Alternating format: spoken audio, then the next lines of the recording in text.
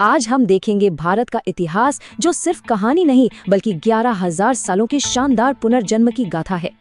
तो इस महान सभ्यता की नींव आखिर कब रखी गई? क्या राजा महाराजाओं के दौर में? जी नहीं, बिल्कुल नहीं। मेहरगढ़ की खुदाई देखिए, 9,000 साल पहले भी यहाँ खेती, पक्के घर और कमाल की स्टोन ड्रिल डेंटिस्ट्री मौजूद थी। इसी से एडवांस्ड और शांतिप्रिय सिंधु घाटी सभ्यता बनी, जो आगे चलकर एक बड़े रहस्य की तरह लुप्त हो गई।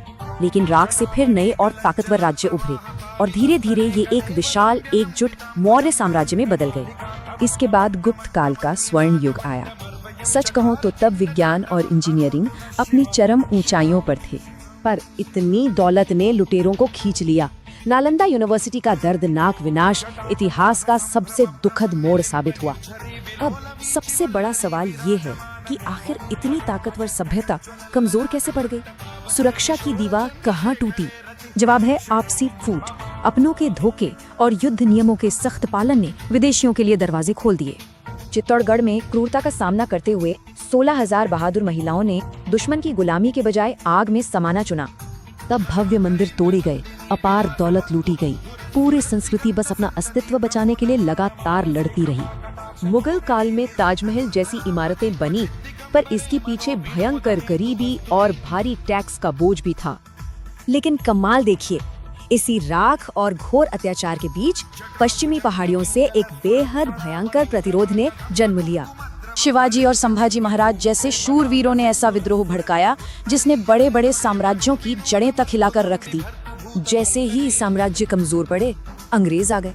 व्यापारी बनकर आए ये लोग बहुत जल्द क्रूर औपनिवेशिक शासक बन बैठे। अब आते हैं 20वीं सदी पर। यहाँ आजादी पाने का ये संघर्ष सच में अपने उफान पर पहुंच चुका था। शांतिपूर्ण मार्च से लेकर सशस्त्र विद्रोह तक सभी ने गुलामी की जंजीरों को तोड़ने के लिए गजब की एकजुटता दिखाई।